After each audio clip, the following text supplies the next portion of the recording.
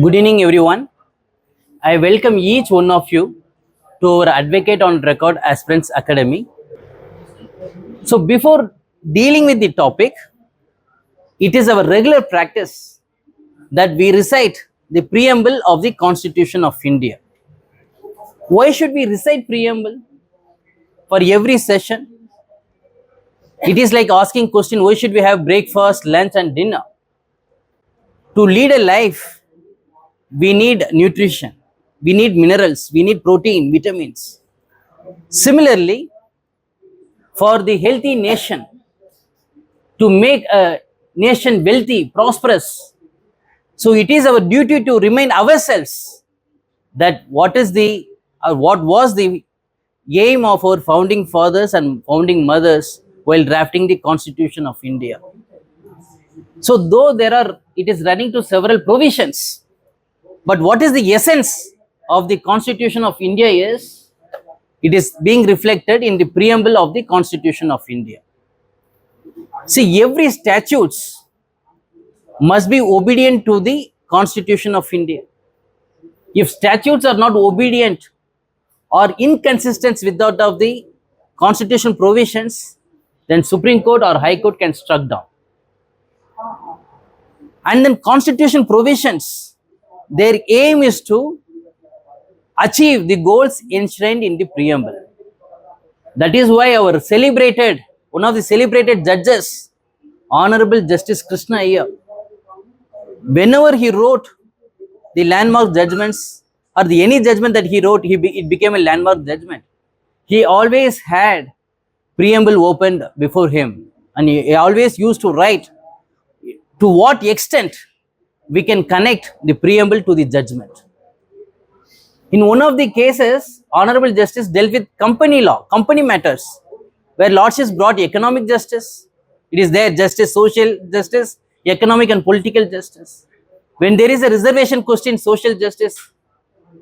When it talks about right to livelihood, it becomes Article 21, right to livelihood. So therefore, dear friends, preamble is like our soul and it is our goal. So with this sentiment and commitment, let us recite the preamble. We, the people of India, having solemnly resolved to constitute India into a sovereign, socialist, secular, democratic republic, and to secure to all its citizens justice, social, economic, and political, liberty of thought, expression, belief, faith, and worship, equality of status and of opportunity, and to promote among them all fraternity, assuring the dignity of the individual and the unity and integrity of the nation. In our Constituent Assembly, this 26th day of November 1949, do hereby adopt, enact, and give to ourselves this Constitution. Thank you so much, dear friends. This is our lecture number 58. I am just subdivided for the purpose. Now let us focus on Article 14 is clear now. Now let us touch upon Indira Sawhney case. In Indira Sawhney, the conclusion of the majority is, in Indira Sawhney, the court did not limit the application of subclassification only to the other backward clause. This court upheld the application of the principle to beneficiary clauses under Articles 15 clause 4 and 16 clause 4.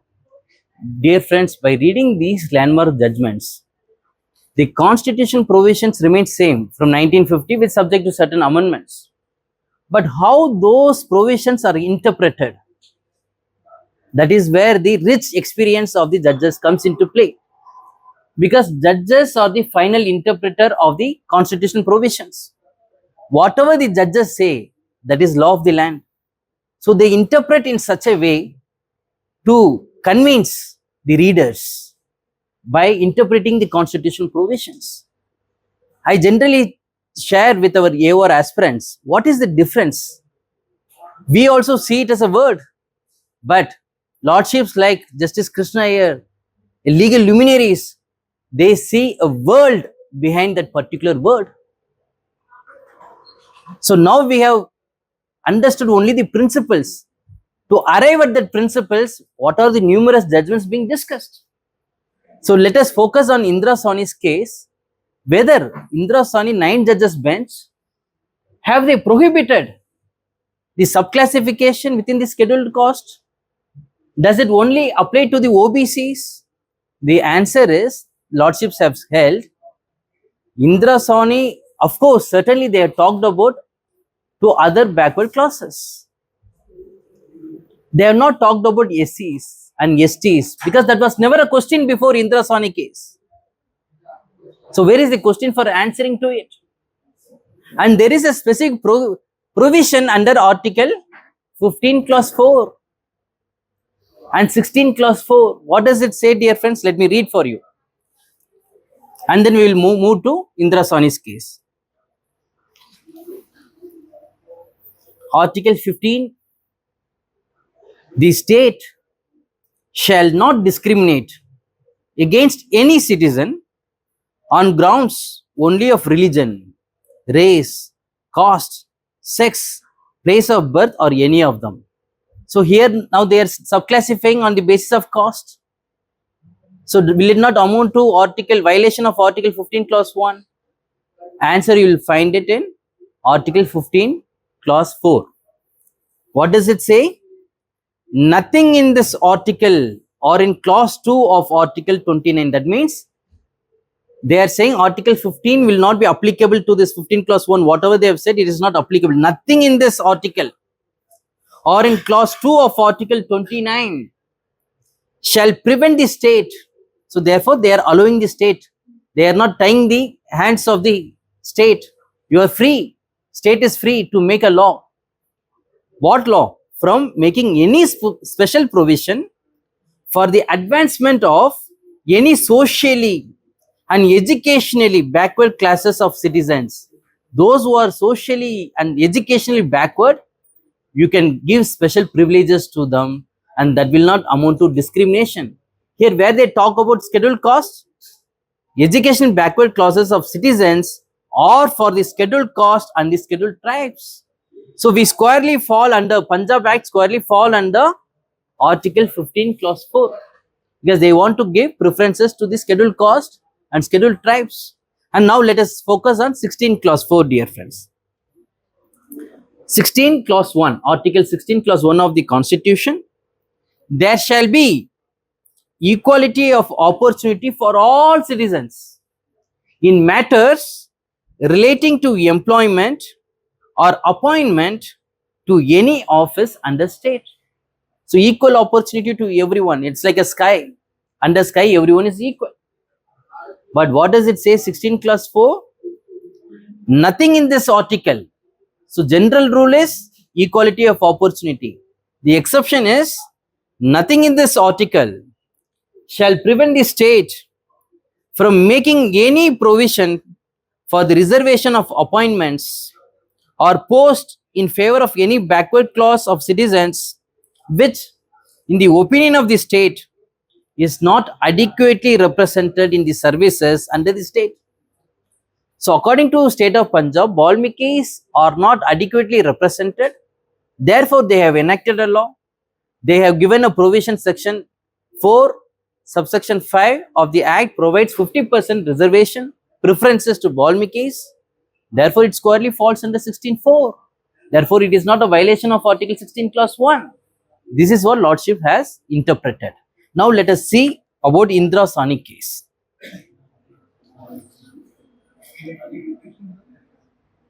Yes. Page 126, please note down, dear friends. Page 126, para 105.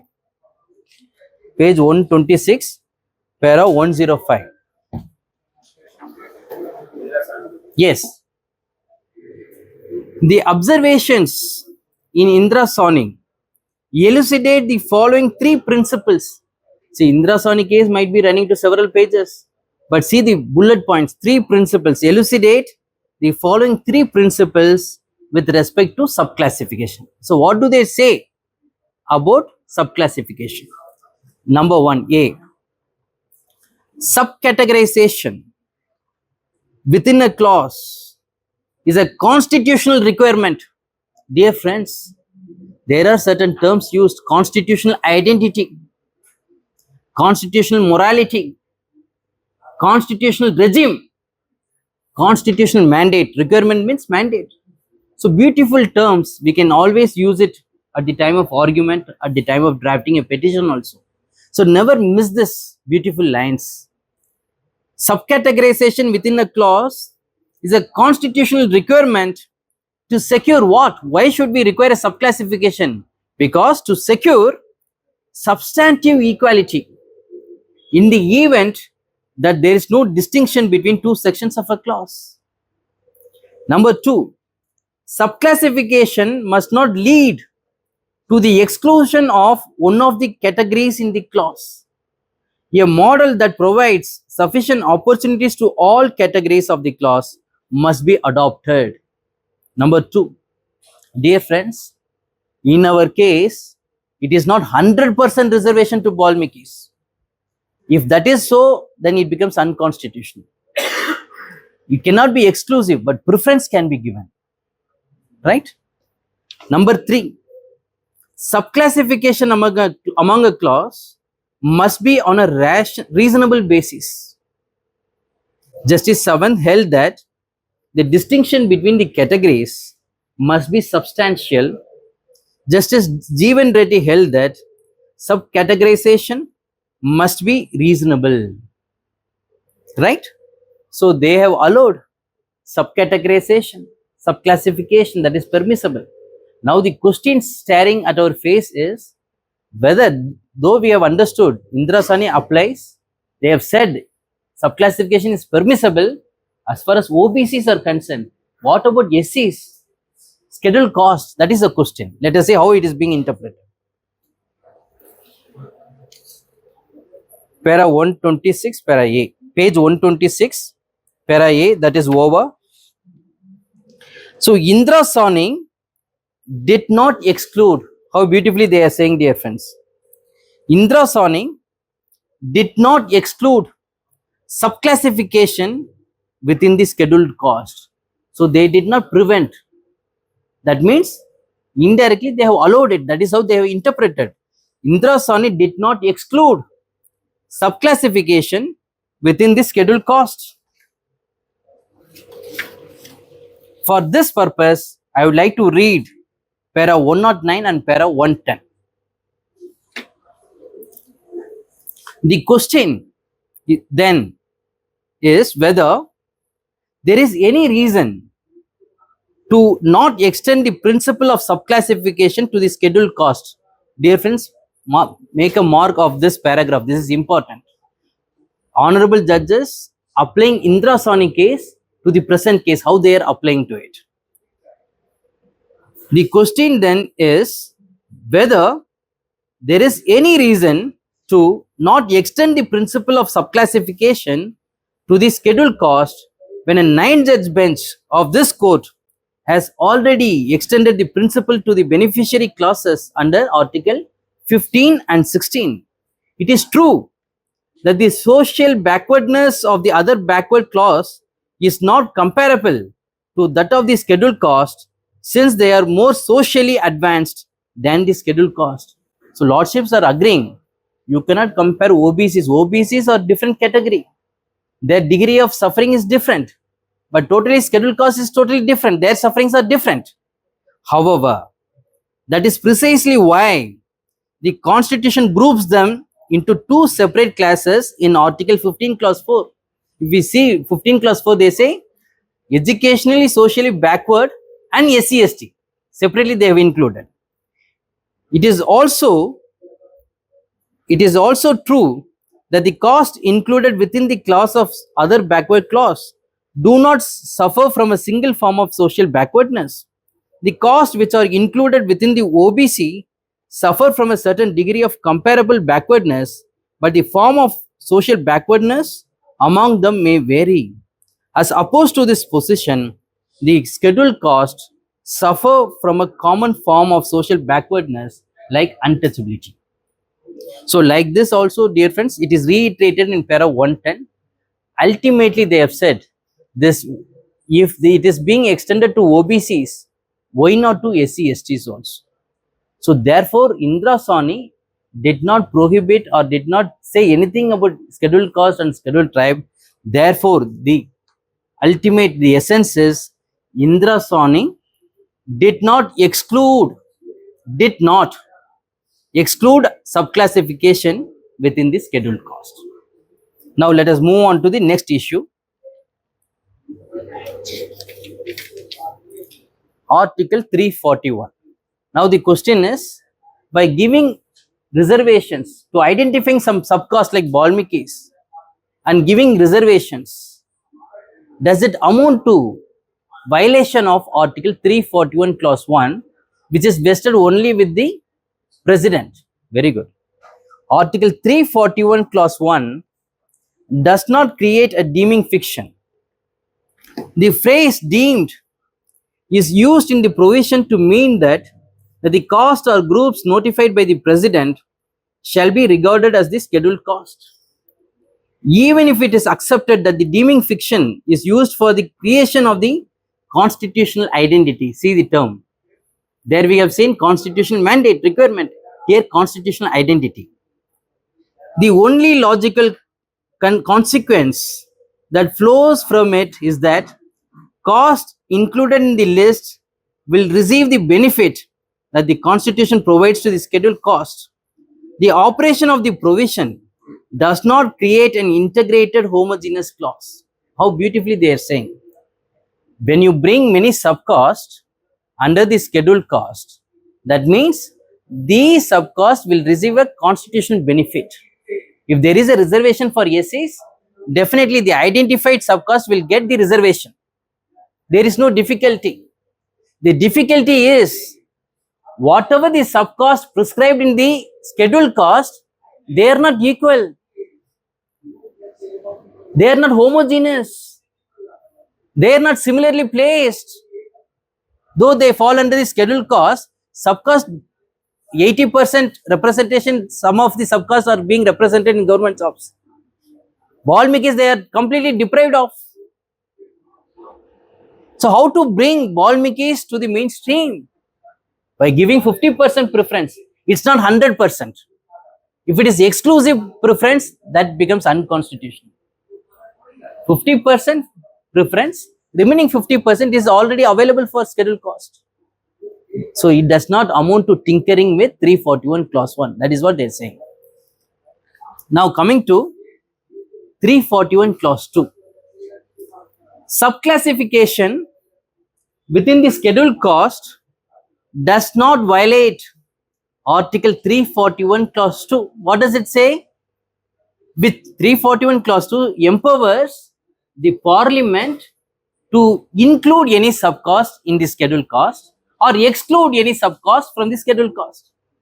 But here what they have done, have they, whether state of Punjab introduced Balmikis? Added? No. They have neither added nor excluded. What they have done, they have given only the preference which is already available within the scheduled caste. So therefore it is not, see how beautifully they are interpreting. I read their own words, dear friends. Subclassification within the scheduled caste does not violate Article 341 clause 2 because, why? The caste are not per se included in or excluded from the list. State of Punjab did not include Balmikis in the scheduled caste, or they did not exclude from the scheduled caste. Balmikis are already names are found in the scheduled caste itself. What the state of Punjab has done, they found the difference among the subcaste. Therefore, they have subclassified and given a 50% preferences. That's all. So, subclassification would violate the provision only when either preference or exclusive benefit. Exclusive is very important. It's not 100%. Exclusive benefit is provided to certain caste or groups of the scheduled caste over all the seats reserved for the class. Right? Now, historical, next point is, fifth point. Historical and empirical evidence demonstrates, historical and empirical evidence demonstrates that the scheduled castes are a socially heterogeneous class. Thus, the state in exercise of the powers under Articles 15 Clause 4, see which provision is being invoked? Article 15 Clause 4 and 16 Clause 4 can further classify the scheduled caste if, what is the condition? That there is a rational principle for differentiation. The rational principle has a nexus with the purpose of subclassification. So, the state has to see whether is there any difference among the subcastes provided under the scheduled caste. Yes, there is a difference. What is the difference? Some of them are adequately represented. Some castes are completely deprived of. Therefore, there is an ocean of difference among the subcastes. Therefore, the state has given the preference. So, it squarely falls under Article 15 Clause 4 and 16 Clause 4 of the Constitution of India. Now, we have come to the point where the heart of the judgment. What is the core heart issue in this judgment is, what about Chinnaya? E.V. Chinnaya has said no subclassification within the scheduled caste. How they are going to interpret and what is their say, majority view on E.V. Chinnaya? The holding in Chinnaya that subclassification of the scheduled caste is impermissible as per E.V. Chinnaya is overruled. That means majority 6 judges, honorable judges have said what they have said in E.V. Chinnaya is overruled. It's not a correct law. Subclassification is permissible. E.V. Chinnaya said subclassification is impermissible. Therefore, it is overruled. The scope of subclassification of this scheduled caste is summarized below. So, how to subclassify? Now, they have enumerated the principles. Number 1. For AOR aspirants, you should write these principles. This is what the entire aspect is, how E.V. Chinnaya is overruled. 3 points are there. Please remember it. Number 1. The objective of any form of affirmative action, including subclassification, is to provide substantive equality of opportunity for the backward classes. The state can subclassify inter alia based on, what is the difference? Based on, what is the yardstick? Based on inadequate representation of certain caste. However, see, however means note of caution. We have to stop when we are driving a vehicle. When there is a red light, we should not jump. We should stop there. So, whenever you read a judgment, when there is a word used, however, you should stop there and you should ask, what are you going to say? However, the state must establish that the inadequacy of representation of a caste or a group is because of its backwardness. So, why there is a discrimination? Why there is inequality? Because of their backwardness. Number 2, the state. Now, what is the duty of Punjab, state of Punjab? The state must collect data on the inadequacy of representation in the services of the state. Punjab state will know how many people or how many subcastes are duly represented in their government jobs. Because at the time of filling up itself, they will say we fall under this subcaste, therefore they avail reservation. So, it is a duty on the part of the state to collect data on the inadequacy of representation in the services of the state. Because, why? Because it is used as an indicator of the backwardness. The state of Punjab is saying that they are not adequately represented Balmikis, therefore we are going to give preference. That is a yardstick. Therefore, it is a duty on part of the state to show, make a survey, and you have to satisfy the conscience of the court. Number 3, Article 335 of the Constitution. Article 335, what does it say, dear friends? It is a claim, it deals with claims of scheduled caste and scheduled tribe to services and posts. When there is a service provided by the union or the state, they must give preferences to SC, STs. So when there is a specific provision under Article 335, does it put a limitation on the exercise of a power under 15 clause 4 or 16 clause 4? When there is a specific provision under 335, why do you invoke under 15 clause 4 and 16 clause 4? Is it not contradictory? They are saying, no, it is complementary to each other.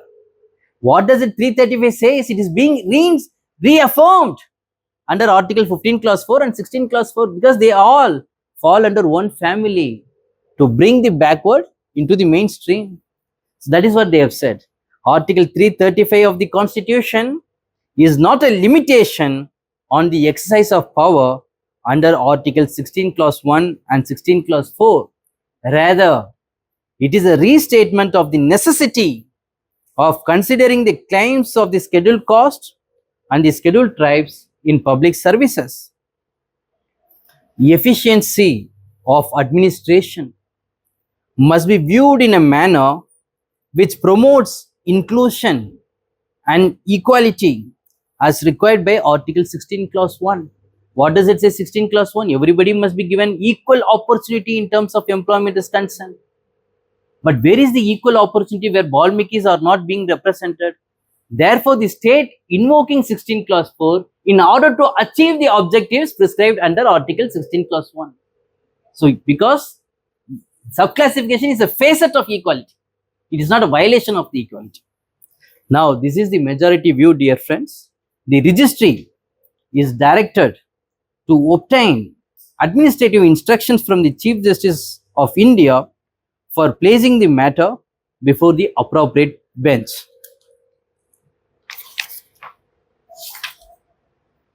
So, Honorable Justice, this was authored by Honorable Justice Dr. D.Y. Chandrachud for himself and Honorable Justice Manoj Mishra.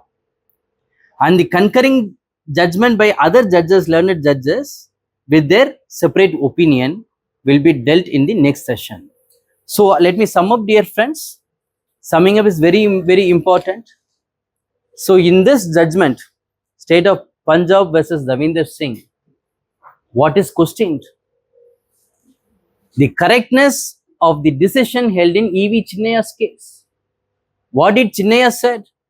Chinnaya said subclassification within the scheduled caste is impermissible. Why? Because it is homogeneous. They are all equally placed. You cannot discriminate. You cannot subclassify within the reservation. And Indra Sani applies only to the other backward classes, not to the SCs. So that was the finding given by E.V. Chinnaya by relying upon Indra Sani case. But as far as the majority judgment is concerned, in State of Punjab versus Davinder Singh, no, E.V. Chinnaya is wrong. Subclassification within the scheduled caste is wrong. It does not lay down a correct law. Why? Because honorable judges viewing that the subcaste, though it may fall under the scheduled caste, but there is an ocean of differences among those subcastes. How do you say? Because the state has a data to show how many people are representing the government jobs. These subcastes are not being represented. Therefore, they have not given exclusive preference. They have given 50% preferences only. So, therefore, it is not a violation of Article 14. It is a reservation to bring them into equality with that of the other people. Indra Sani applies only to the other backward classes. It does not prohibit applying to the SCs and STs. So, beneficiary principle must be applied to scheduled caste and scheduled tribe also. And by giving preference to Balmikis, it is not a violation of Article 341 clause 1, nor does not violate Article 341 clause 2, because State of Punjab did not include in the list or did not exclude from the list, it only gave the preference. And regarding E.V. Chinnaya's case is concerned, it is incorrect because of the reasons which we discussed just now.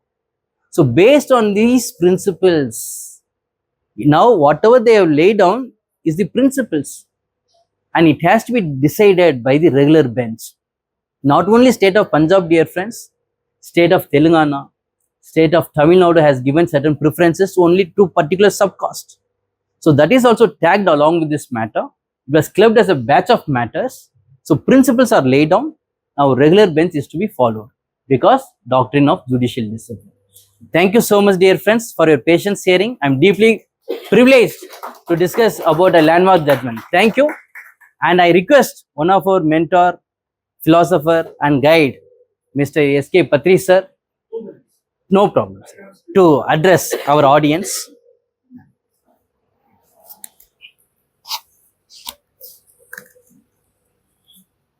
Yes. My regards to all of my friends, including my dear friend Mr. Raja. Why I have come here always as a guest appearance, as a guest speaker, you can say, for 2-3 minutes, because I want that this show should go on. The what is teaching to all of us, including me and so many persons who are to come, they should get inspiration from a young lawyer like him. And one thing I'll tell you, I am speaking from the sidelines, not from the center. That during Mandal Commission case, I was a lawyer. My name was not there. I was a very young lawyer. I was at the age of 30 years at that time. I represented and did all the strategical things to Mr. K. Subramaniam, who was the only living member of Mandal Commission. Indira Sahni's case is nothing but the Mandal Commission case. That is the legal name is Indira Sahni case, but the people say it is a Mandal Commission case. And he has discussed so many cases regarding the classification, sub-classification, during the category, sub-category, the things you have understood. One thing today I will suggest to Raja, because he is the king here always, he should be the king. Give 10 minutes to the young lawyers and others also to ask some questions to you regarding clarifications. Let them give some, only 10 minutes. You are giving me 2 minutes, you give 10 minutes to others, so that people will be having focused your arguments and your style of speaking. Might be there, might be not be so much interested sometimes. If they ask some question, they will be interested. Only 5 to 10 minutes for their participation, so that people will not go away. To keep the audience back, so at least 5 minutes or 10 minutes, please give it. That is from your side. From my side is the request. You can decide it. Another thing, I'll tell something relevant. For the last so many years, 75 years of acting up for constitution, we are still debating on that issue, whether they should be given reservation, whether women should get a reservation among reservation, scheduled caste, scheduled tribe, OBC, then is also Dalit, Mahadalit. We are discussing a lot. And religion also, there is so much discussions. So we should go beyond it. If what is saying are under the constitutional provisions, because Supreme Court what says, that is the law of the land. Even the Parliament makes the law, that is not final law, because sometimes there might be some lacunas. The Supreme Court will say that this is wrong, so this is the right. So Supreme Court is the final say. You all know it. I am not discussing it. The basic structure, if they violate any law, if they violate the basic structure of the Constitution, is null and void. That is Kesavananda Bharati case. That is the finality. So far, the best case, the number one case, which is protecting our Supreme Court for any interference by the Parliament. So one thing I will tell more. We are all lawyers. We have given the Constitution to ourselves. We the people the best. We the people, our preamble always says like our Jana Gana Mana, he always writes that. I can also say write, but not like him. But what I will always say, that we should, we the lawyers, the creamy lawyers, we are all the creamy lawyers of the India. We are the Supreme Court is the creamy lawyers. I will say that we are the creamy lawyers. If we come forward, then the so-called creamy lawyer, Dalit, Mahadalit, scheduled caste, scheduled tribe will vanish. Give them proper opportunities, vocational education, as Swami Vivekananda said, give them proper vocational education, right education, along with moral education. All things will become thing of past. We are fighting on religion, we are fighting for reservations. There are very few jobs. For your information, the data, I am not discussing anything. There are only few jobs, government jobs left in India now, including all the states concerned. So now the right time has come. We'll rise above it. We'll rise above religion, rise above the caste. So there will be a casteless society. And we, religion is our constitution. Our caste is also the constitution. So if you can do it, we can teach the coming generation, especially you are the teachers like Raja. So we'll have a great society, welfare society. And I will congratulate Raja because he's doing a great thing. He's analytical. Don't forget, I am telling beyond that, but he's talking within the constitution. I'm going beyond the constitution. Don't take my views, but what is my spirit of the Constitution? I'm saying, please do that so that the lawyers of India will again unite together, will give a new India and modern India, and will be very proud of our Constitution. Actually, the spirit of the Constitution is like that. Because of certain things here and there, because of vote banks, politics, other things, Supreme Court has to interpret day in and day out. So for that reason, I always say, please go beyond everything, but within the Constitution parameters. That is my saying only. Please, for heaven's sake, the lawyers of India, especially the Supreme Court, they can rebuild India in a nice way, greatness. And Raja, please consider my request, at least 5 minutes give to the audience, so that they can ask you some difficult questions to you, so that you will be more prepared, so that they will also feel happy that they are also participating. Please, for 5 to 10 minutes, they can clear their doubts, and you are a great person, you can clear their doubts. Okay, and another suggestion, I have told you also, I am telling you in the open forum, ask some good persons. Good person means the law-knowing person, eminent jurist. They can come as experts like me. I am not an expert. I am just an ordinary citizen of this country. Because I have some huge experience in the bar, I can speak extempore. You may like it, but you follow him. Because he is talking law. I am talking beyond the law. Thank you, sir. God bless you. Thank you, sir. So your request will be addressed by our Advocate on Record Aspirants Academy. Thank you so much for your views and experience.